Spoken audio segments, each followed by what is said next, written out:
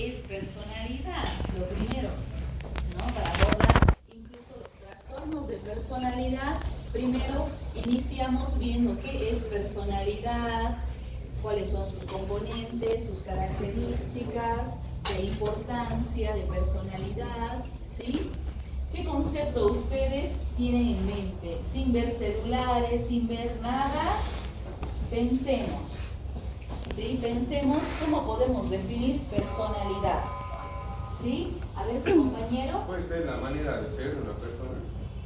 Bien, ¿tu nombre? Arturo. Arturo dice, es la manera de ser de una persona, es la forma de ser. ¿Verdad que cada uno de nosotros tiene su manera de ser, tiene su forma de ser, ¿no? Cada uno de nosotros, ¿verdad que es único, ¿no? No se repiten, por ejemplo, dos Arturos tal cual, ¿no? Dos Paolas tal cual. Eso es imposible, ¿no? Pueden haber características similares o que, no sé, uno que otro coincida en algo, ¿no? Pero son personalidades distintas, ¿no? Si pensamos y comenzamos a analizar cada una de ellas. Entonces, voy a poner lo que van diciendo, ¿ya? Es la manera de ser. Está bien. ¿Qué más podemos decir de personalidad? ¿Actitudes? Ya, su compañera dice Carlos, ¿no? Sí. Actitudes. Está relacionado con la personalidad que viene de persona, sí, ¿no? ¿Qué más podemos decir como hay ideas claves de personalidad? ¿Qué es personalidad o qué se les viene a la mente para describir a la personalidad? Características de una persona. Ya, ¿como cuál, por ejemplo? Por ejemplo, si yo te pregunto tu nombre. Celeste. Celeste, ¿cómo describes tu personalidad? Digamos que estás en una entrevista de trabajo. Vieron que ahora en las entrevistas de trabajo se hacen diferentes tests, incluso que son neuropsicológicos. Y me toca preguntar no sobre medicina, sino le pregunto a Celeste, Celeste, ¿cómo te describes tú y por qué quieres, no sé, trabajar en este hospital, por ejemplo, o en esta clínica? ¿Cómo te describes? Allá le asusté a Celeste y ya no sabe qué contestar, pero son preguntas, chicos, en entrevistas de trabajo comunes, ¿sí? ¿Por qué quieres el puesto tú y no tu compañera que tiene más currículum, más experiencia, más posgrados? Tiene que defenderse Celeste si quiere quedarse con el puesto, ¿sí? Eso pasa en cualquier ámbito laboral, ¿no? Entonces, a ver, ¿cómo podemos construir ese concepto de personalidad? ¿Qué se les viene a la mente? Tal vez describir rasgos que nos caracterizan en el aspecto más de comportamiento, por ejemplo, decir, ¿no? Soy una persona activa, energética, que siempre busca verle, no sé, el lado positivo a las cosas, trato de ayudar en lo que puedo, cosas así. Sí, está muy bien. Entonces, ¿qué nos dice ahí Carla? Nos dice, no solamente son actitudes, pueden ser rasgos, puede ser el comportamiento. Vieron que el comportamiento y conducta es lo mismo. ¿Será que la conducta, no sé, de Carla, nos dice cómo es su personalidad? Sí, obviamente, yo me voy dando cuenta cómo es la personalidad de cada uno, más si me toca, no sé, verlos todos los días, compartir, convivir, conocer, interactuar, hacer tareas en conjunto, entonces yo me voy dando cuenta cómo es su personalidad, ¿no? Incluso me voy vinculando, no sé, con rasgos semejantes a los míos, por ejemplo, ¿no? Entonces, vean cómo todo también es un constructo social, todo es cultural, ¿sí? Inclusive la personalidad, por más que tenga otras características, ¿sí? Por ahí su compañero dice... No, me voy a preguntar, ¿existe la personalidad histriónica? Sí, existe y vamos a ver la personalidad histriónica, ¿sí? Pero eso un poco más, yo creo que si no es hoy, la próxima clase, pero vamos a ver, ¿sí? Hay diferente en la clasificación de personalidad, chicos, hay varias, pero solamente vamos a quedarnos con una, ¿no? Que es el histrionismo, el límite, el narcisismo. Vamos a ver, por ejemplo, el esquizoide, esquizotípico. Ahí ya hablamos algo más específico de personalidad, pero primero tenemos que entender los conceptos, ¿sí? Primero ustedes tienen que incluso tener esa habilidad o esa capacidad para describirse a ustedes mismos. Alguna vez les preguntaron, por ejemplo, como yo le pregunté ahí a Celeste, ¿cómo te describes? ¿Cómo sos? ¿No? ¿Cómo es tu personalidad? Vieron que antes incluso, bueno, cuando yo estaba en colegio, habían los diarios, los típicos slams, creo que era, o no sé el nombre que tenían, que te preguntaban ahí, ¿no? Interesante, porque imaginen, ahora hay en terapia, también trabajamos con diarios, ¿no? Que tienen una semejanza a lo que antes había en esa época, ¿no? Que nos preguntaban ahí todos los datos personales y nos decían incluso por una sola palabra describí tu personalidad o cómo sos. Entonces, imaginen, y eso pasaba por cada compañero del curso y todos se escribían, ¿no? Claro que eso tenía otra finalidad también en ese momento, ¿no? Entonces, ¿qué podemos decir de personalidad? ¿Algo más que se nos venga a la mente? Está bien lo que van diciendo, pero ¿qué más puedo decir de personalidad? ¿Qué será? A ver, sin ver IAs, ni celulares, ni nada. El comportamiento de una persona. Ya, aquí pongamos, dijimos comportamiento, pongamos aquí regula, ¿no? Es un término, bueno, es un verbo que está muy involucrado en la personalidad también. Todo está involucrado con personalidad, todo lo que dicen. ¿Qué más?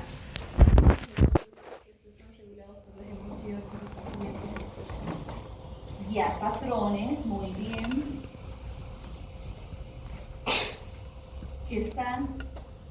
Que regulan la conducta y las emociones, también dijiste, ¿no?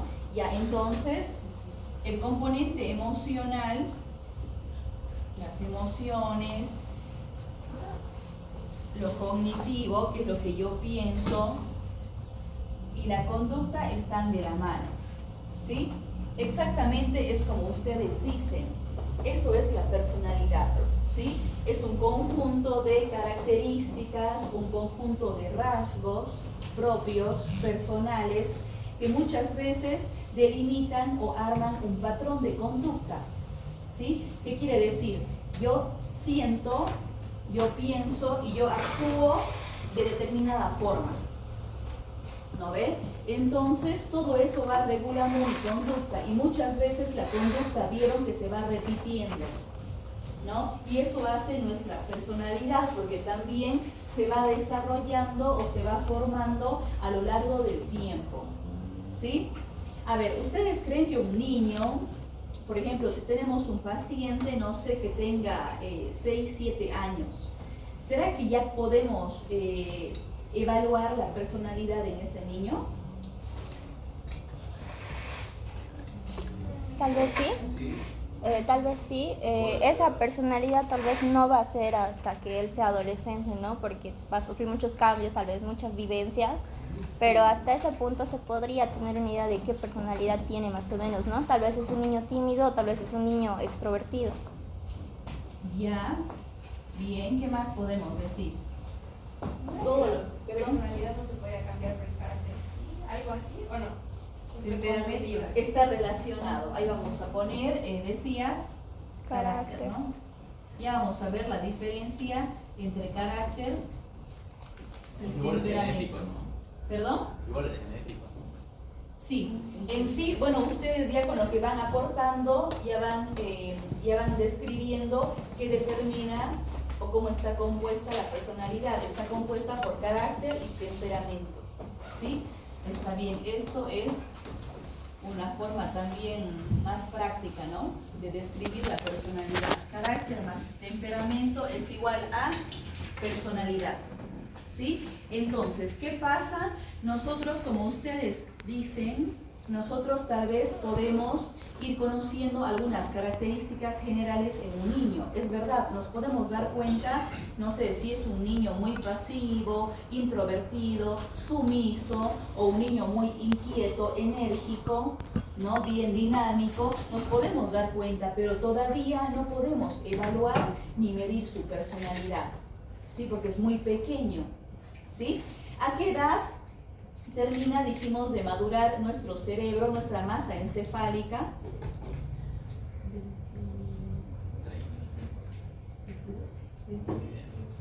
Hasta los 35 años, ¿sí? Termina de madurar nuestro cerebro.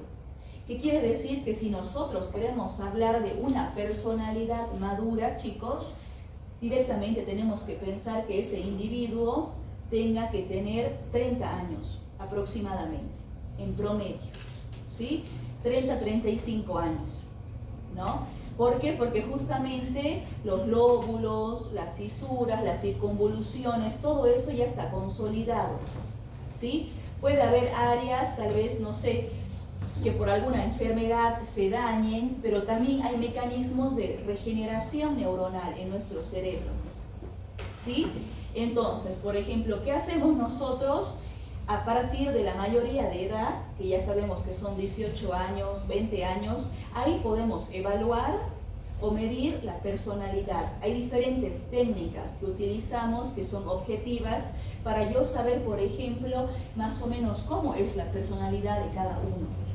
Y de acuerdo a eso ver si, no sé, hay algún factor de riesgo o si puede estar relacionado con algún trastorno de personalidad, ¿no? Vieron que en trastornos de personalidad yo tengo que evaluar sí o sí la personalidad de ese sujeto, siempre y cuando esté de acuerdo, ¿sí? Porque es difícil trabajar con trastornos de personalidad.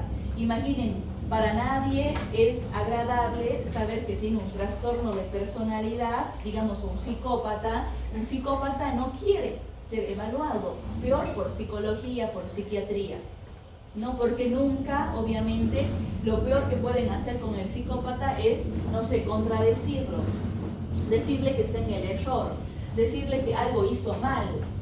Eso no le gusta escuchar, por más que tenga cierta empatía, ¿no? Entonces, es complicado cuando vemos trastornos de personalidad, ¿sí? Pero tomen en cuenta ustedes que es un proceso dinámico. ¿Qué quiere decir? Se puede ir moldeando, modificando, se va desarrollando a lo largo de la vida, ¿no? Lo que decía Carla es importante. ¿Tiene que ver las vivencias? Sí, ¿no? Por ejemplo, ¿qué pasa con ese niño de 6, 7 años que quizás, no sé, nació en un lugar o estuvo bajo abandono, bajo vivencias traumáticas, no sé, en soledad, sufriendo necesidades, pasando hambre?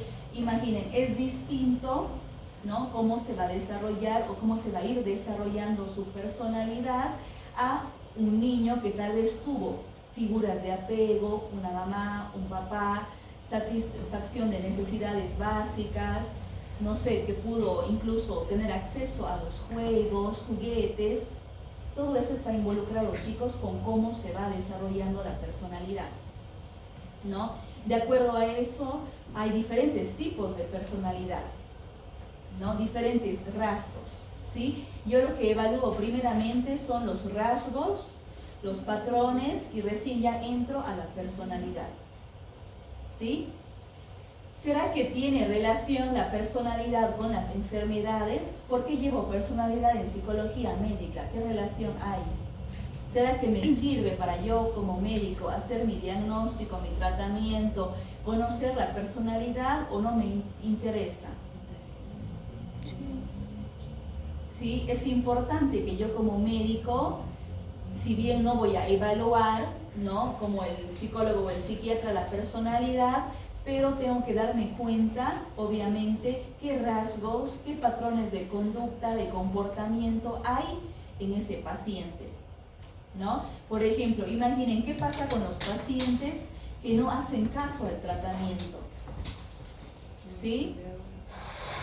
Eso es complicado, porque el paciente quiere curarse, y quiere curarse rápido, pero ustedes le preguntan si tomó la medicación, si terminó el tratamiento, si hizo las indicaciones tal cual, y el paciente dice que no, que se olvidó, que no sé, se puso a ver una película y se olvidó que era hora de tomar la medicación, que nadie le recordó. Entonces son tratamientos frustrantes porque no hacen caso los pacientes, ¿sí? Y ahí, por ejemplo, tenemos que pensar nosotros en la personalidad, ¿sí? Por ahí es un sujeto que sea irresponsable con su salud, es normal que no haga caso entonces, ¿sí? Y nos dice, no, este tratamiento no me sirve, yo voy a otro médico, a otro profesional que me dé mejor atención. Entonces, imaginen, muchas reacciones de los pacientes nos hablan sobre su personalidad.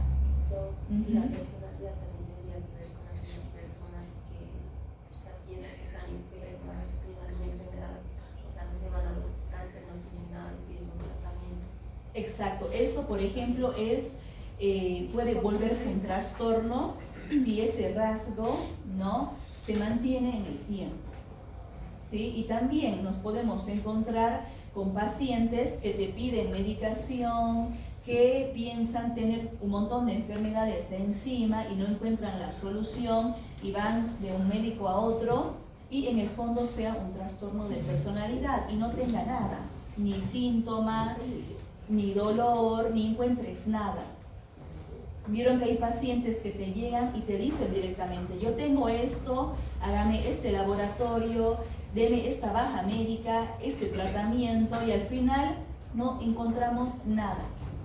Pero según el paciente ya tiene algo incluso maligno, ¿no? Eso, por ejemplo, nos dice algo que se acerca más al trastorno de personalidad, ¿no? También puede haber esos rasgos que son más de hipocondríacos y otras cosas, ¿no? Entonces, está relacionado con toda la personalidad, chicos, ¿sí? Por ejemplo, ¿qué pasa con algunas personalidades? ¿Sí? Lo relacionamos con la salud mental, sí, porque hay personalidades que muchas veces se inclinan más, por ejemplo, a los trastornos emocionales, a la depresión y otros más a la ansiedad. Por ejemplo, ¿qué pasa con muchos pacientes que son, por ejemplo, introvertidos, son sumisos, son callados? Generalmente tienen algunos rasgos esquizoides, que ya vamos a ver cómo son. Generalmente son pacientes que por su personalidad, ¿sí?, de base que tienden a tener depresión, ¿no? Y cualquier cosa que le pasa, se frustran, entran en una tristeza ahí prolongada, lloran, se sienten, por ejemplo, que no lo toleran o que no lo pueden manejar y se bajonean, ¿sí? O lo contrario, por ejemplo, ¿qué pasa con aquellos pacientes que hacen más fácilmente desarrollan ansiedad? Obviamente son los pacientes más inquietos, más enérgicos, que andan buscando o andan con una preocupación constante, ¿no?, de todo aquello, ¿sí? Entonces, la personalidad está involucrada en todo, ¿sí? En cómo pensamos, cómo actuamos, cómo sentimos, cómo nos relacionamos con los otros. Es básicamente un constructo psicodinámico y sociocultural. Ahí está lo que ustedes también decían, ¿sí? Es un conjunto, un patrón de emociones, pensamientos y conductas que se prolongan en el tiempo y que se desarrollan a lo largo de la vida, ¿sí? En base a las experiencias, a las vivencias que hubieron en el pasado, ¿sí? Entonces, ¿qué más podemos decir? Que, como ustedes decían, ahí está relacionado las actitudes, incluso las aptitudes, las capacidades, las habilidades, los valores, todo está relacionado a la personalidad, son características inherentes a la personalidad, ¿sí? Entonces es un proceso dinámico. Por ejemplo, ¿qué pasa con alguien, no sé, que toca el consultorio y dice, mire, doctor, doctora, yo quiero cambiar mi personalidad. ¿Por qué? Porque soy un sujeto muy violento, soy muy impulsivo, ¿sí? Mis relaciones de pareja fracasan, porque cada enamorada que tengo, termino discutiendo mal y lastimosamente le pego. O verbalmente ya exploto y me llevo mal y las relaciones no me duran y no me funcionan. A ver, ¿ustedes qué piensan? ¿Sí? ¿Tienen algún paciente con esas características? ¿Ustedes creen que podemos trabajar en la personalidad? ¿Podemos modificar algo? ¿Sí? ¿Qué le decimos a ese sujeto?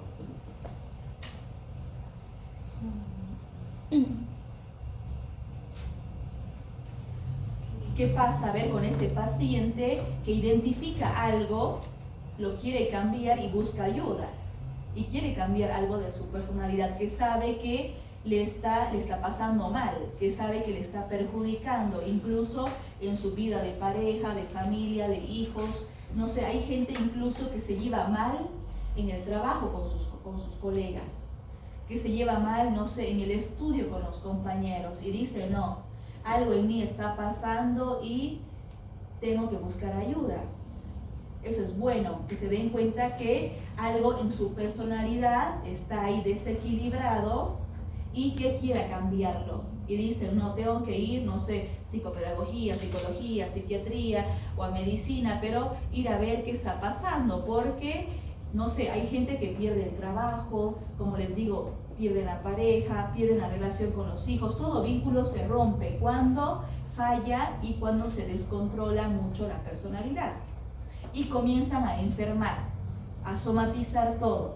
Les duele la cabeza, el cuerpo y cualquier cosa ya no pueden parar el dolor, ¿no? Que más allá de un dolor físico es un dolor psicógeno, psicológico o emocional.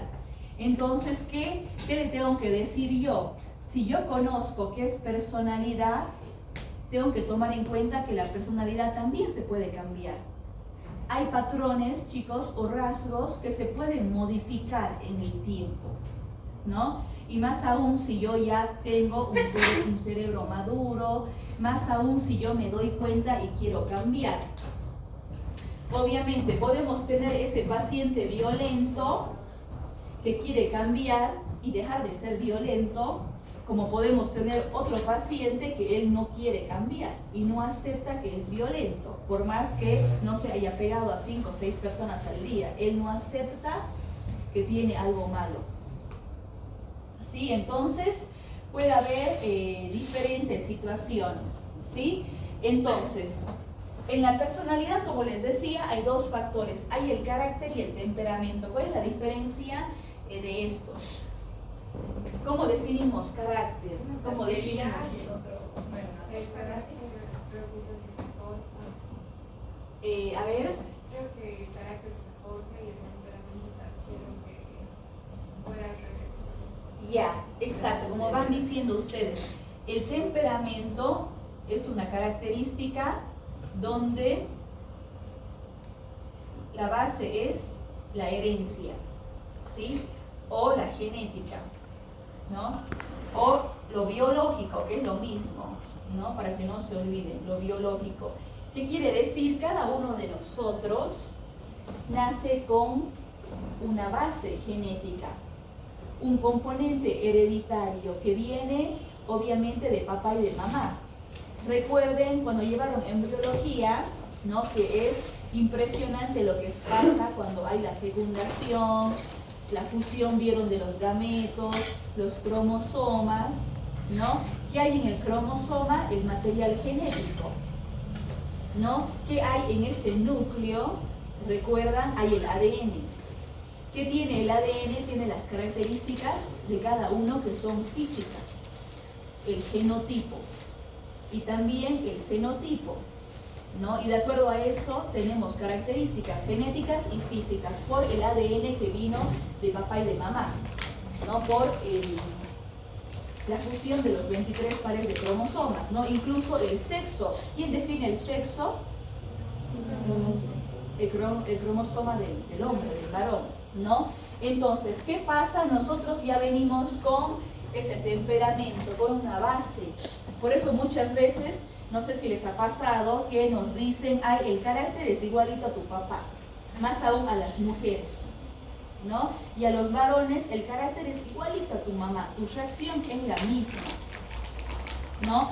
Obviamente está relacionado porque mi figura de apego o cómo aprende el niño aprende en chiquitito por imitación, copia lo que el mayor hace, lo que el hermano hace, lo que, no sé, los papás, los tíos, los que viven en la casa hacen, ¿sí? Pero ahí en sus genes hay también una base biológica, neurobiológica, que nos dice, por ejemplo, también cómo puede ser ese niño o cómo puede ser esa niña.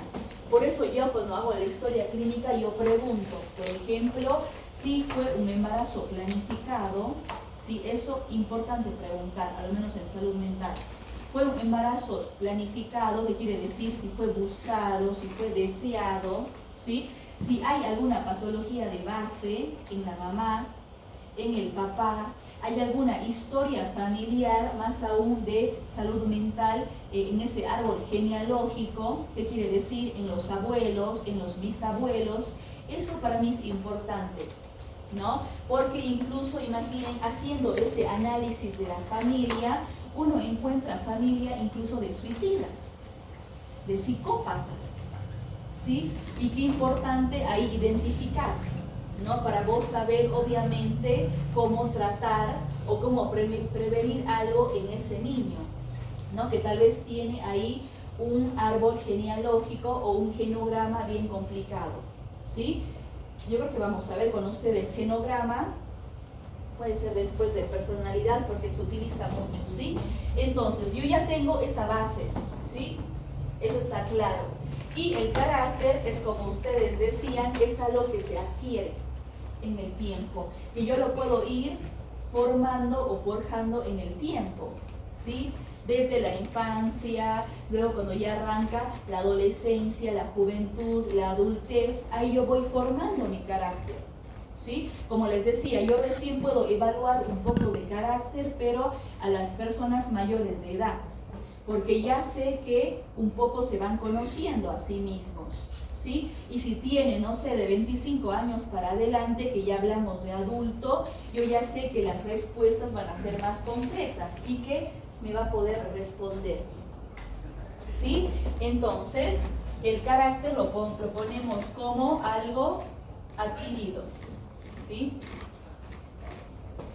¿Qué quiere decir? En lo adquirido está relacionado con el medio, ¿no? Está relacionado con el contexto, con lo social, lo cultural, con las creencias, con los valores, lo que decíamos, aptitudes, actitudes, habilidades, todo eso, ¿no?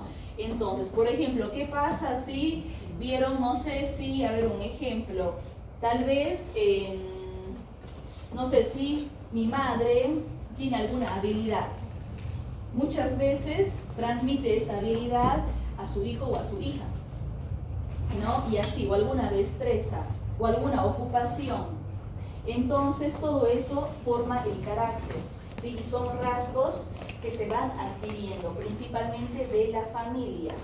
Sea como sea esa familia, de ahí se aprende, ¿sí? Incluso hay varios psicólogos que dicen que mucha información acerca de la personalidad se queda en el inconsciente, ¿sí? Pero hay un momento que yo maduro mentalmente y lo hago consciente y me doy cuenta, ¿no? Porque justamente tengo esos rasgos o esos patrones.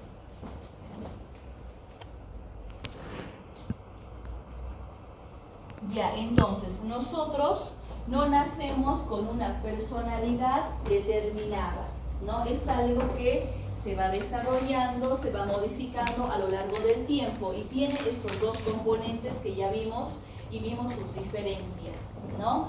Entonces, ahí por ejemplo también entra, como decíamos, el coeficiente intelectual. También, cuando hablamos de coeficiente intelectual, hablamos por ejemplo de inteligencia emocional, que es una habilidad que forma parte del carácter, ¿sí? Yo puedo entrenarme o puedo trabajar en inteligencia emocional, no sé, en algún momento de mi vida, ¿sí? Entra el carácter, el temperamento, habilidades, lo moral, la creencia, como les decía, valores, lo religioso, todo entra ahí, ¿sí? Entonces, en la personalidad, estos 3 parámetros son importantes, ¿sí? La parte emocional, que es, obviamente, son nuestras emociones, es el sistema límbico, ¿no? Es la amígdala, el hipocampo que tenemos en el cerebro, esas estructuras, ¿sí? El cerebro medio. Entra lo cognitivo. ¿Qué es lo cognitivo? Son las funciones ejecutivas que nosotros tenemos, ¿sí? ¿Alguna vez escucharon hablar de funciones ejecutivas?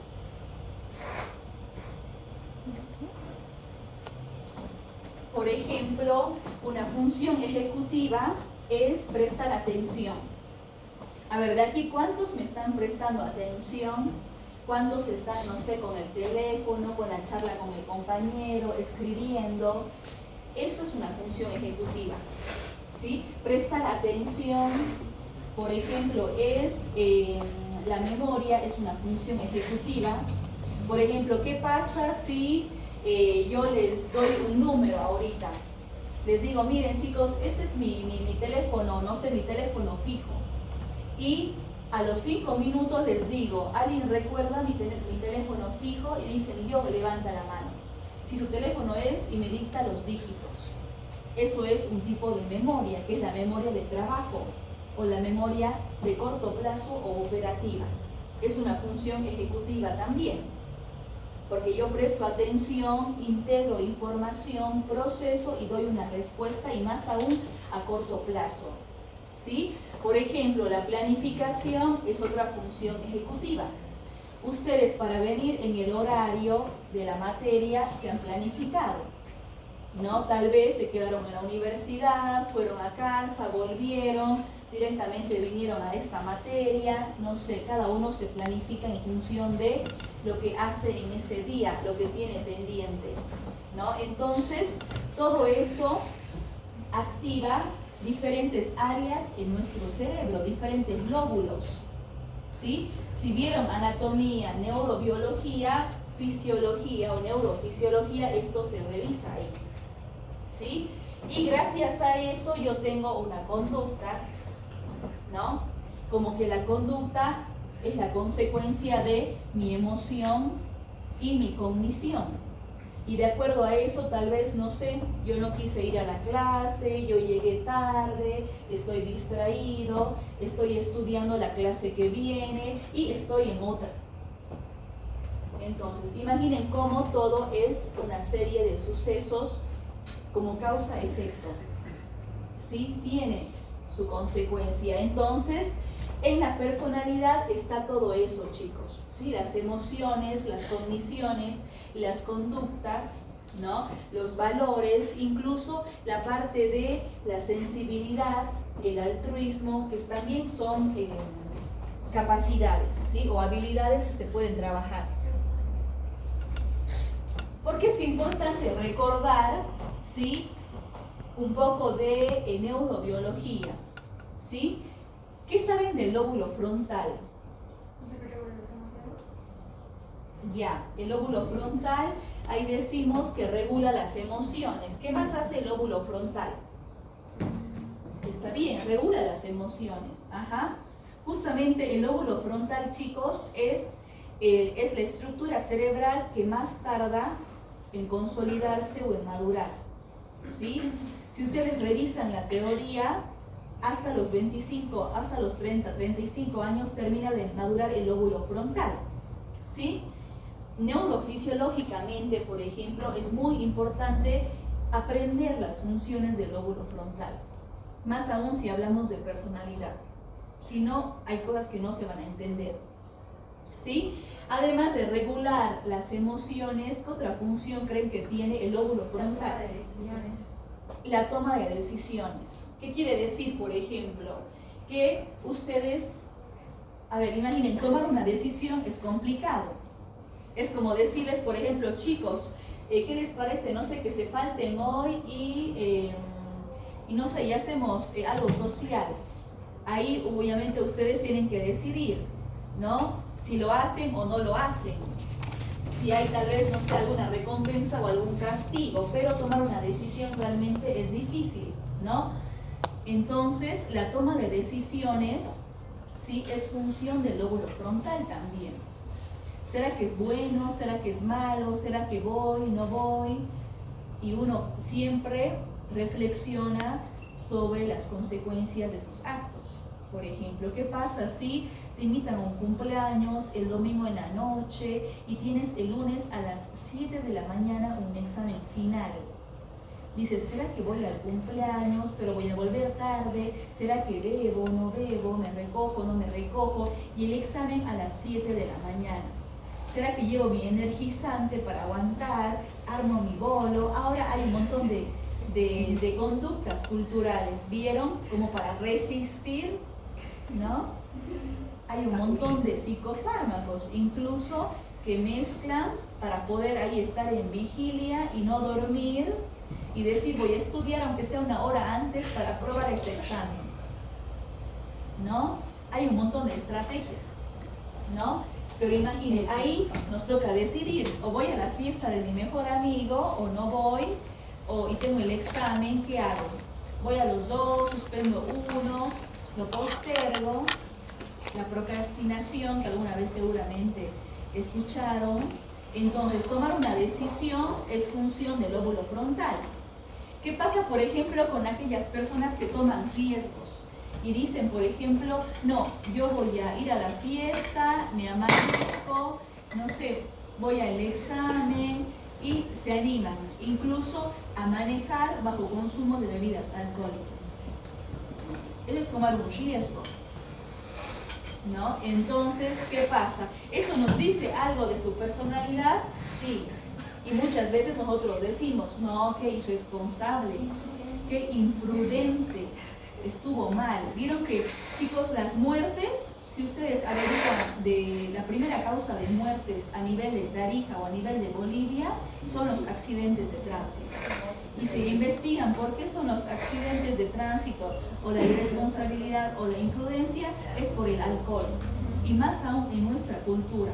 Vieron que Tarija es el departamento que más índice tiene de consumo de alcohol, ¿no? De consumo de vino y un montón de cosas culturales, ¿no? Imaginen cuando hay los congresos de medicina aquí en Tarija, o como lo que hubo últimamente este año, vieron que los lugares que vendían alcohol, pucha, estuvieron felices, se quedaron sin alcohol, exacto, ¿no? O sea, desde el día 1 bajaron de la flota y ya estuvieron en la ruta del vino todos, ¿no? Entonces, imaginen todo cómo es personalidad, ¿sí? Por ejemplo, hay papás que dicen, ¿no? Que dicen, no, doctora, pero mire, mi hijo no hace caso, mi hijo es rebelde, mi hijo hace lo que quiere, no llega a dormir, no me contesta el teléfono, por favor, haga algo, aunque sea internelo, así dicen. O medíquelo, pero que no salga de la casa, es un descontrolado, por ejemplo. En el peor de los casos hay quejas así. Y yo le pregunto, a ver, ¿qué edad tiene su hijo? Y me dice, por ejemplo, tiene 16 años, creo que ahí está en la prepromo incluso, ¿no? Entonces, ¿qué creen que le voy a decir yo? No, tráigalo, le voy a medicar o le voy a internar.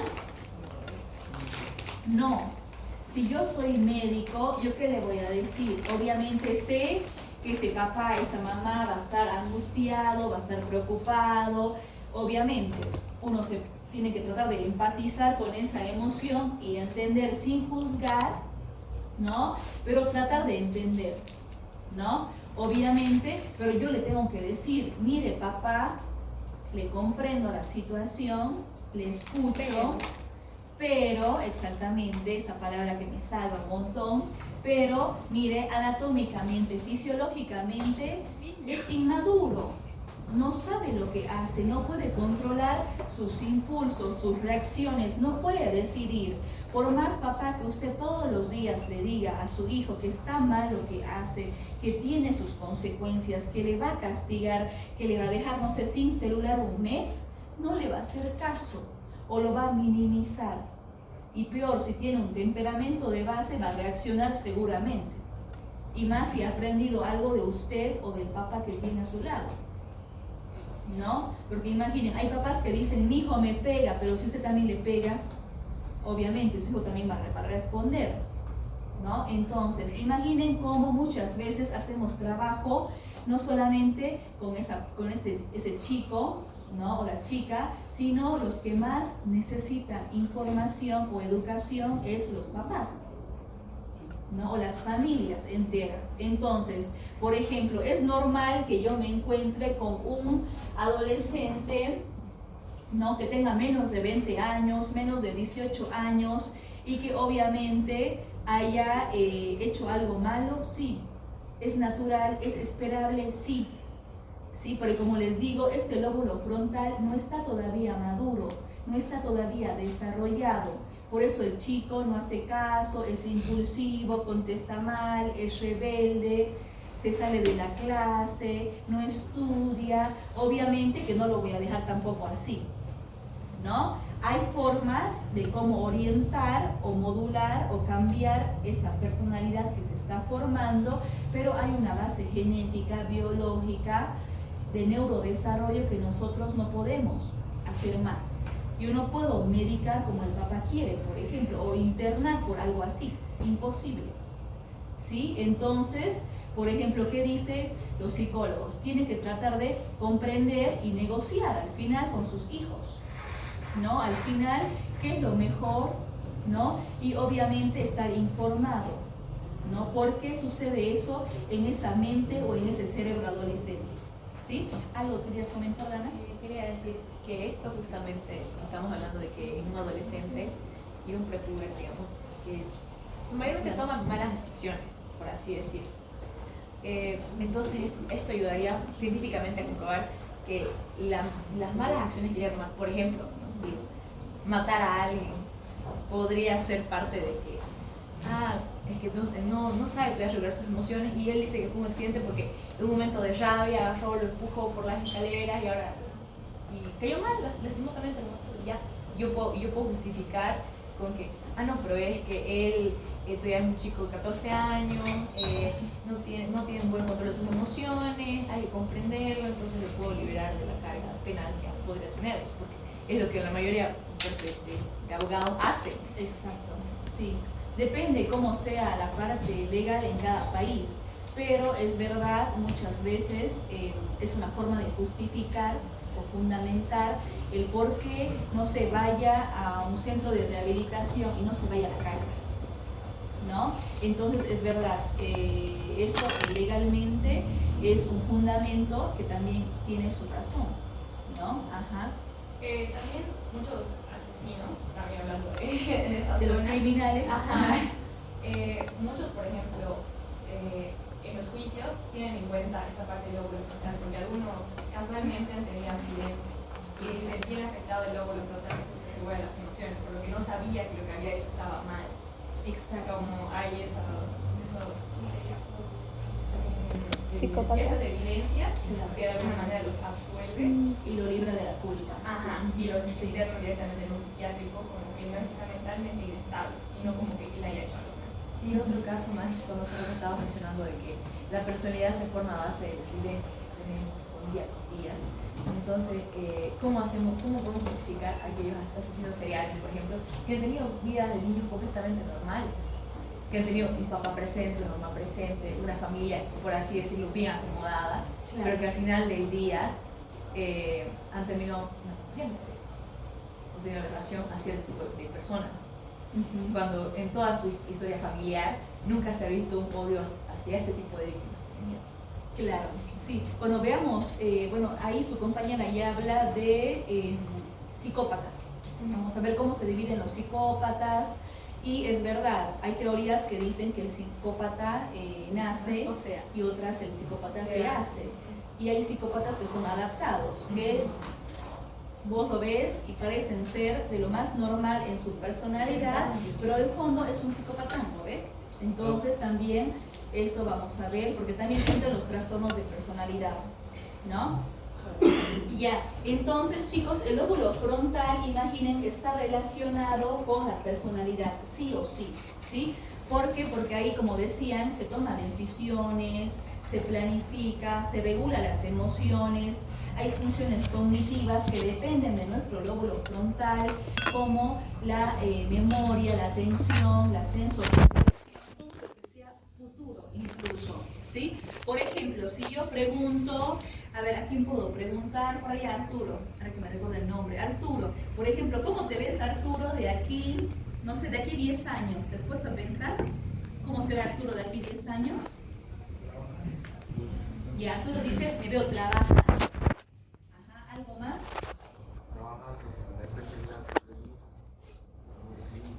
Ya se ve trabajando en alguna especialidad, en alguna clínica, está perfecto.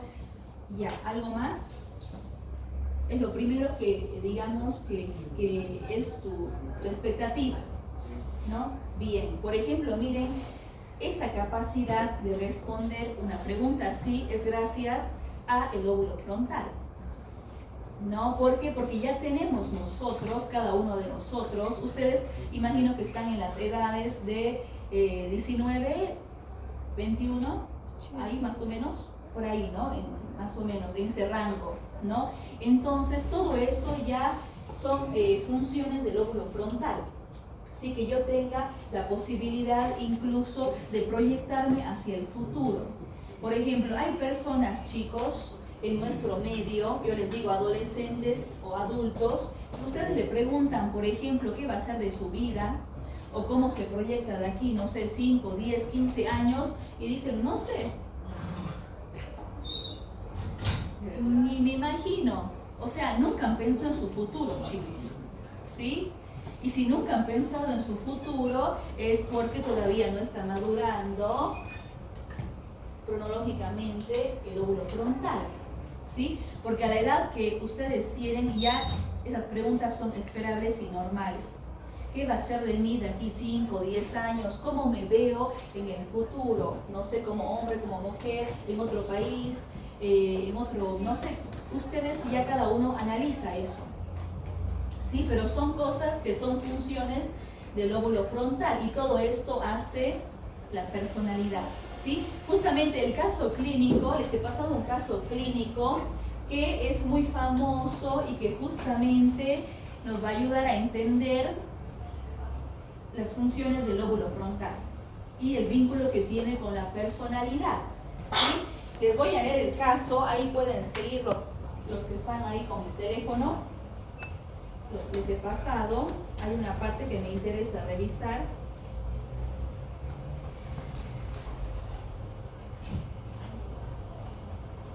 A ver.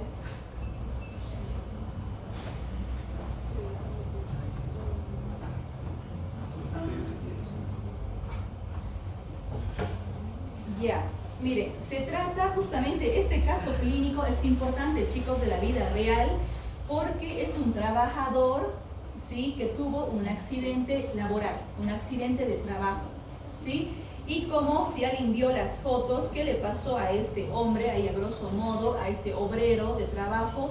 Le atravesó, ¿no?, por su lóbulo frontal una valla de hierro de casi 2 metros, ¿sí? No sé cuánto de diámetro tenía, pero impresionante esa valla de hierro, esa valla de metal que le atravesó todo el lóbulo frontal, ¿no? Entonces, ¿qué pasó con esta historia? A ver, les voy a leer un poco y vamos a sacar sus conclusiones, ¿sí? Cómo se ha visto afectado este hombre. Dice, a ver, Gage tenía 26 años, ¿sí? Era el capataz de una cuadrilla de trabajadores que construía una línea de ferrocarril para una compañía cerca de Estados Unidos. Su trabajo consistía en preparar las cargas explosivas para demoler rocas de granito y así nivelar la ruta donde descansarían los rieles. Él trabajaba entonces en una área de ferrocarril, explotando dinamitas para compactar ahí la arena, ¿ya? En aquellos tiempos, este cometido se llevaba a cabo volando o explotando la roca con ayuda de una barra manual. Se taladraba la roca en ángulo recto para hacer un agujero profundo que se rellenaba hasta la mitad con una pólvora negra explosiva, y en la otra mitad se insertaba la mecha, que era cubierta cuidadosamente por arena. Entonces se comprimía el contenido mediante pequeños golpes con una barra de hierro, y para finalizar a una distancia prudente se detonaba la explosión, ¿sí? ¿Qué pasó entonces con este obrero? El 13 de septiembre, antes de que la arena hubiese sido colocada, Gage, inclinado sobre el agujero, perdió la concentración porque alguien le distrajo. En consecuencia, falló en el procedimiento. El granito y la pólvora golpearon directamente con la base de la barra y se produjo una chispa que inició la detonación, e inmediatamente sobrevino la explosión de la carga y estalló, y el estallido lanzó la barra de metal contra Gage, ¿no? Dicha barra tenía un diámetro de 3 centímetros, con punta de 1.5 centímetros, una longitud de 108 centímetros y un peso de 6 kilos, ¿no?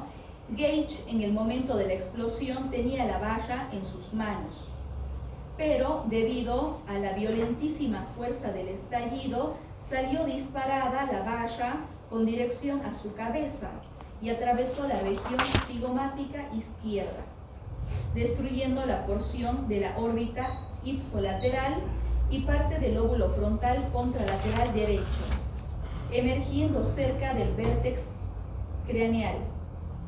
Gage, absorbido tras el golpe, cayó sobre su espalda, tuvo movimientos convulsivos, pero en ningún momento perdió la conciencia, ¿sí?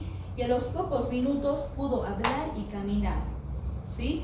Imaginen, eso fue asombroso porque imaginen la magnitud del accidente, pero Gage en ningún momento perdió el conocimiento, solo se desangraba y se paró y comenzó a caminar, mientras todos pensaban que él en ese momento iba a perder la vida por la explosión, la dinamita, la magnitud de la barra y lo que le atravesó el lóbulo frontal, ¿sí? Entonces, ¿qué pasó, por ejemplo, ahí?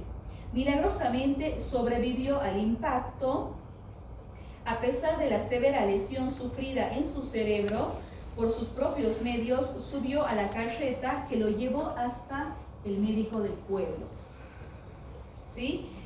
¿Qué pasó? A ver, el médico en ese momento, el doctor Harlow, fue el médico que atendió a Gage durante las 2 horas posteriores al accidente.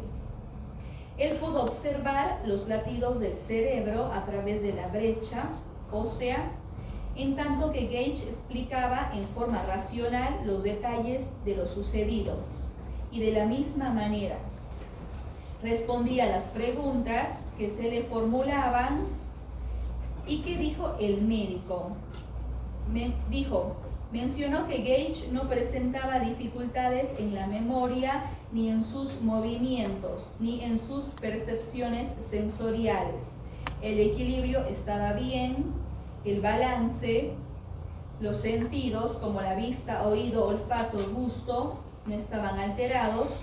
Incluso la capacidad lingüística, que era el habla, funcionaba normalmente, ¿sí? En esa época, entonces, el médico no veía ninguna alteración, ni ninguna consecuencia, ni repercusión, ¿sí? Gage se movía, respondía a las preguntas, tenía los sentidos intactos, ¿sí?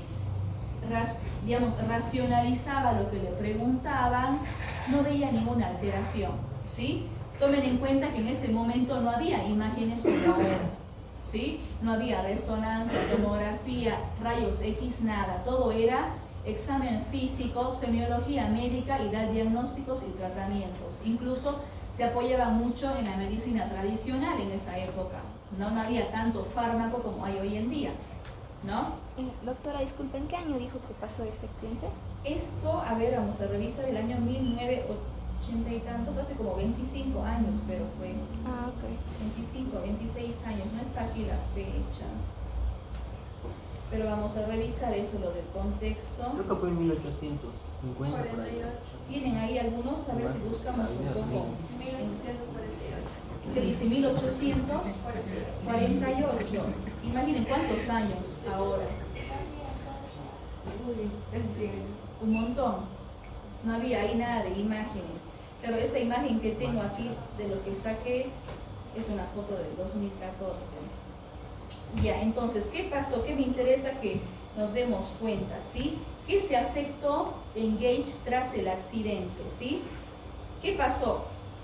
Lo máximo que pasó en ese momento fue que la herida se infectó después del accidente. Después había algo que llamaba la tensión. Gage comenzó a desarrollar momentos de irritabilidad, ¿no? Depresión, más allá de la infección y el absceso que se le hizo en la región afectada. Después se recuperó, comenzó a reincorporarse nuevamente a su trabajo, pero algo llamó la atención, ¿sí? Y no solamente de su jefe, sino también de los compañeros de Gage, ¿sí? ¿Qué pasó? Su personalidad cambió rotundamente, ¿sí? Él antes, ¿cómo era? Por ejemplo, ¿qué decía el jefe o qué decían los compañeros? Él era responsable, amistoso, agradable, amable, obediente. Era prácticamente un líder. Era incluso considerado un buen capataz o el jefe de los obreros, ¿no? Pero a raíz del accidente, rotundamente le cambió la personalidad. Se volvió no solamente irritable, sino también se volvió irrespetuoso, blasfemo, obsceno, se volvió impulsivo, se volvió violento. Imaginen, hubo un antes y un después rotundo, ¿sí? Incluso hay una película, chicos, de Phineas Gage, donde se ve cómo él se descontrola con los compañeros de trabajo, comienza a insultar, ¿sí? A raíz de eso pierde el trabajo, ¿no? Él tenía peleas en la familia, pierde los amigos, ¿sí? Incluso termina trabajando en un circo, ¿no? ¿Por qué? Porque en esa época, ¿no? De 1800, y él por el suceso que tuvo se hizo famoso. Y él ganaba fama y ganaba dinero cuando, no sé, salía a caminar con su barra de hierro y mostraba su herida que tenía en el lóbulo frontal, ¿sí? Pero también salía a caminar muchas veces desnudo incluso.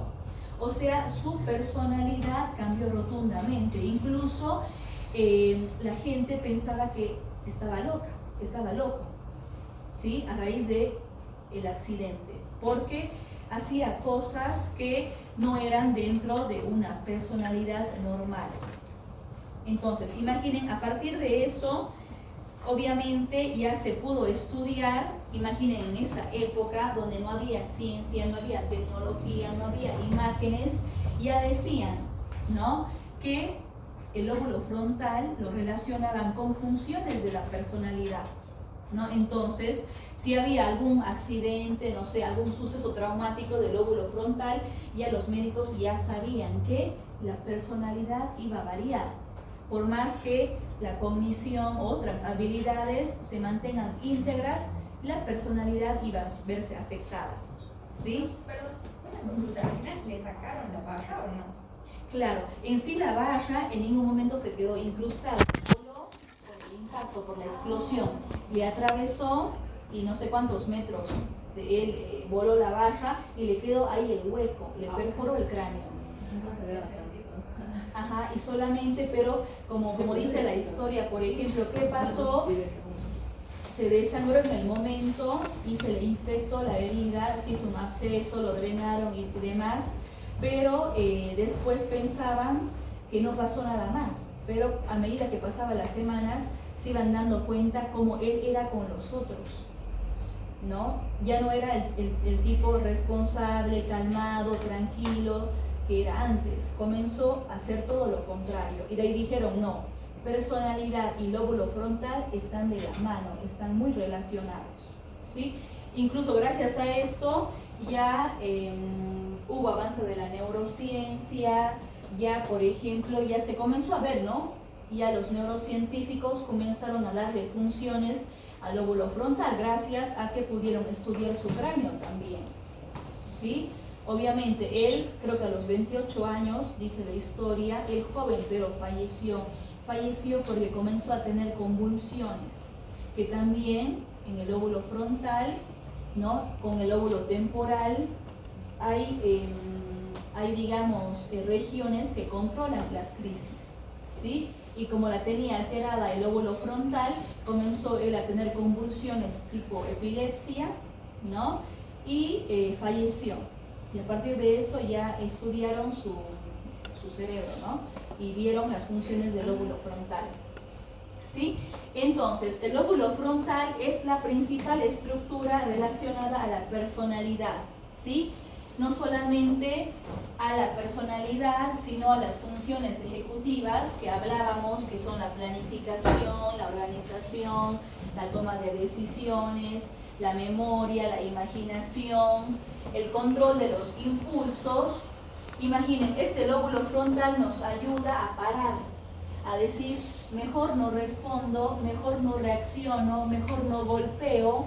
¿Qué pasa con las personas que no tienen o tienen dañado el lóbulo frontal? Son impulsivos y reaccionan al momento porque te dicen algo fuerte o porque no se te quieren dar un puñete, ¿sí? Entonces, son funciones del lóbulo frontal. Gracias al lóbulo frontal tenemos la capacidad de regular comportamiento, emociones y por lo tanto desarrolla nuestra personalidad. Nuestra forma o nuestra manera de ser es gracias un 70% al lóbulo frontal, ¿sí? Ahora, el sistema límbico igual es importante porque en el sistema límbico se procesan las emociones, ¿sí? Hay un capítulo que vamos a ver sobre el límbico y sobre emociones, donde vamos a ver las estructuras que lo conforman, ¿sí? Pero yo en el sistema límbico no solamente tengo las emociones, sino también tengo áreas, ¿no? Como son la área de la recompensa, la área del placer, la área del castigo, que todo el tiempo se están activando, ¿no? Entonces, imaginen también está relacionado eso a la personalidad. Y también los neurotransmisores, ¿sí? Lo que es la neuroquímica de los neurotransmisores. ¿Qué dijimos que son los neurotransmisores? Son como mensajeros químicos, como las hormonas, ¿sí? Dependiendo el grado, el nivel, la concentración, la cantidad de neurotransmisor que yo tenga en mi cerebro, obviamente voy a desarrollar alguna conducta. Voy a emocionarme de alguna forma en particular, voy a pensar en algo, no sé, en algo especial y mi conducta va a ser su consecuencia, ¿sí? Por ejemplo, la dopamina está asociada más con sensaciones de disfrute, de placer, de recompensa, de motivación, ¿no? Por ejemplo, si les digo, no sé, los que asistieron hoy a la clase tienen 5 puntos más, todos, ¡hey! Van a estar seguramente, no sé, algunos felices con la noticia, porque tienen una recompensa por haber venido. Vieron que eso causa placer. Escuchan algo así y se puede liberar tranquilamente dopamina del cerebro. Porque obviamente yo me motivo y digo, no, si voy a cada clase tengo 5 puntos más, la participación cuenta en esta materia y yo comienzo ahí a liberar dopamina, porque tengo una recompensa, ¿sí? De mi conducta. Y todo eso es personalidad, ¿sí? Si no hay motivación, no hay personalidad. O por ahí yo digo, no me interesa la materia, ¿para qué? Voy al examen final, no sé, en diciembre y listo, aunque dé puntaje, aunque haya recompensas y también la persona no viene, es también parte de la personalidad, ¿sí? La serotonina está vinculada mucho con los estados de ánimo, ¿no? Con lo que es, por ejemplo, regulación emocional. ¿Cómo me siento yo hoy? ¿No? Tal vez triste, tal vez alegre, tal vez, no sé.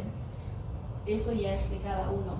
Adrenalina, noradrenalina, como recordamos la anterior clase, ¿no? Si pensamos en sistema nervioso autónomo, está vinculado con respuestas o reacciones frente a la lucha, el estrés, la huida.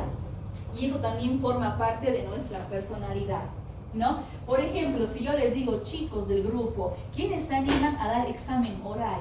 Son solamente 2 preguntas en un examen oral. Pueden tener, obviamente, hay 100, pueden tener 50 o pueden tener 0. ¿Hay alguien que se anime a dar un examen oral? ¿Puede ser? Sí. Sí. ¿No? Algunos dicen, sí, a mí me gusta dar los exámenes orales, me va bien, no sé. ¿No? Otra vez me digan, no, pero que sean 5 preguntas, 4 preguntas para tener más opción. Puede ser, pero se animan a dar el examen oral, ¿sí? Imaginen, la gran mayoría, por lo que veo, no se animaría, prefiere un examen escrito, ¿no? Y eso también está relacionado a la personalidad. Por ejemplo, ¿qué pasa si yo les digo, no, el examen final conmigo sí o sí es oral, aunque me tarde, no sé, 4 horas, pero yo hago 2 preguntas a cada uno y al frente, ¿no? Entonces, algunos van a entrar en pánico y ya van a estar incluso anticipadamente con ese estrés, ¿no? Algunos van a decir, bueno, me tengo que preparar para, no sé, para lidiar con esa situación. Otros van a decir, bueno, no me adelanto, me relajo, voy a esperar que llegue diciembre. Otros no, me cambio de grupo, ya no más, no quiero con esta docente exámenes orales, o mejor lo llevo para el año y ya está. Entonces, chicos, son reacciones, que cada uno tiene sus reacciones distintas, propias, diferentes, ¿sí? Como yo quiero, no sé, afrontar la situación, vieron que vimos de resiliencia, la anterior vez el término. Otros tal vez buscan más bien evitar, ¿sí? A eso me voy. Otros buscan huir de la situación y dicen, no, yo no voy porque no sé, ya ustedes pueden ahí pensar alguna situación tal vez que les ha pasado. Entonces son cosas que me dicen a mí mucho de la personalidad. Si sabe afrontar la situación, si se calla o si huye y se va y lo abandona. Son cosas que me dicen de la personalidad de cada uno. Y es bueno que cada uno se conozca a sí mismo y sepa hasta dónde se puede atrever, ¿no? Y trate de cambiar algunas cosas, porque no se olviden que la personalidad se puede cambiar. Hay rasgos que si los queremos cambiar se puede, ¿no? ¿Alguna vez escucharon este concepto de plasticidad neuronal o neuroplasticidad o neurogénesis? ¿Sí? ¿Vieron en algún tema, algún artículo, algún, no sé, en alguna parte? Para la capacidad del cerebro de adaptarse. Exacto. Ajá. Sí, en alguna materia en particular, ¿lo vieron? ¿No? Ya. Por ejemplo, ¿qué pasa? Nuestro cerebro, chicos, puede adaptarse, incluso hasta el último día de vida que tenga, ¿sí? Les hablo incluso, no sé, por ejemplo, a ver, en Bolivia, ¿cuánto es la esperanza de vida? Creo que a raíz del COVID ha bajado, ¿vieron? Antes la esperanza de vida en Bolivia creo que era 70 o 75, creo que era. Y después del COVID la esperanza de vida creo que bajó a 65, ha bajado 10 o 15 años menos. La esperanza de vida en promedio. Eso quiere decir que, de acuerdo a nuestro contexto, nuestra cultura, nuestra calidad de vida, la gente tiende a morir más rápido ahora. No es como antes, vieron, no sé, alguien tiene un abuelo o tuvo un bisabuelo que murió después de los 100 años. Quizás alguien, por ejemplo, en mi caso, mi abuela falleció hace 3 años a la edad de 103 años, igual. Imaginen, y 15 hijos, 12 con vida todavía. Imaginen, ese es un caso, por ejemplo, para armar un libro, porque la memoria era mejor que cualquiera de mi abuela, ¿no? Entonces, ¿qué pasa, chicos? Gracias al estudio del cerebro y el avance de las neurociencias, nosotros sabemos que nuestro cerebro se adapta, ¿sí? Y gracias a esa adaptación es que se genera neurogénesis, que quiere decir se originan nuevas células, nuevas neuronas, se dan nuevas conexiones neuronales, ¿sí? Recuerdan que la neurona es la unidad básica, funcional, más importante del sistema nervioso central. Y gracias al conjunto de neuronas nosotros tenemos sinapsis, ¿sí? Y gracias a esos axones que están en la sinapsis, nosotros enviamos ahí neurotransmisores. Hay energía eléctrica que va y que viene, que conecta todo el tiempo nuestra mente.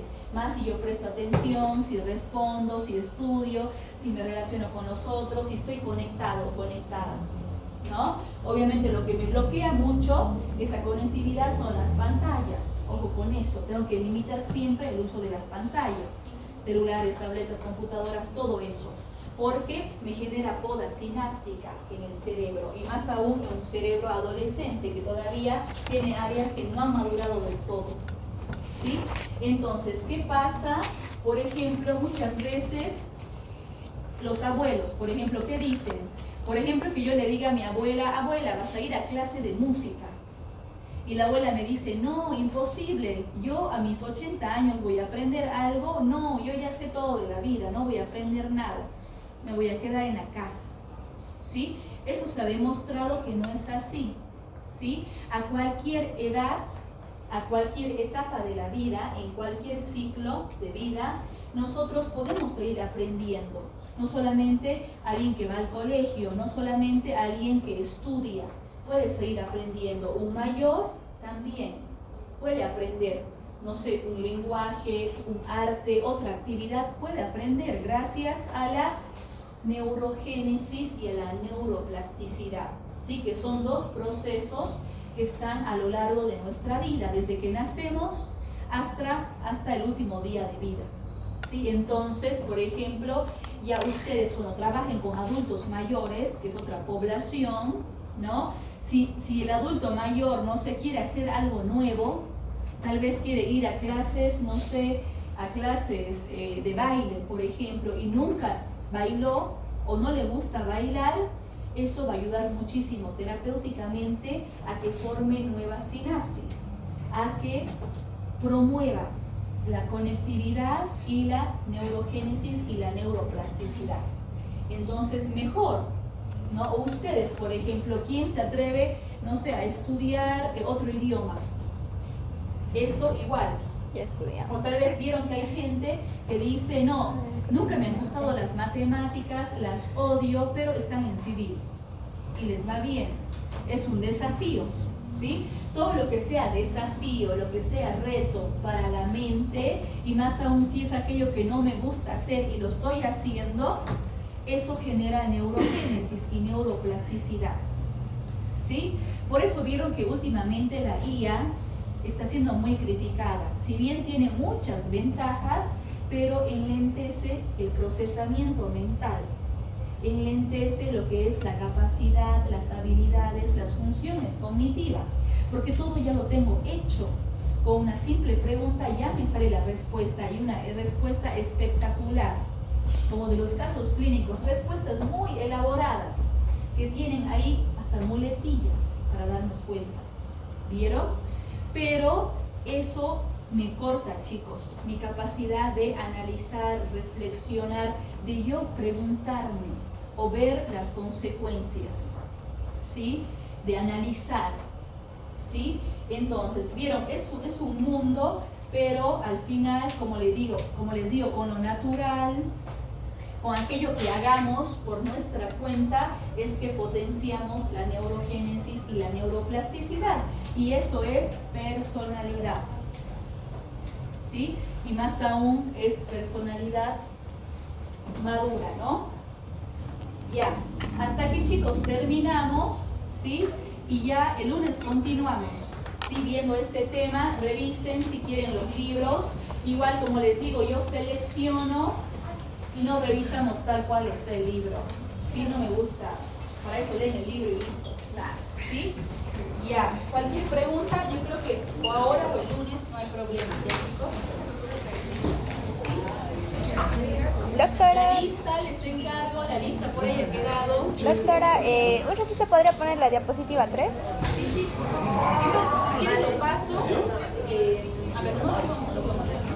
Ya, por favor. Sí, me comentaron eso, que no pasa diapositivas. ¿Era esa? Creo que sí, sí. Ya, está bien, súper igual. Gracias, foto. Ahí está súper. Gracias, Doc.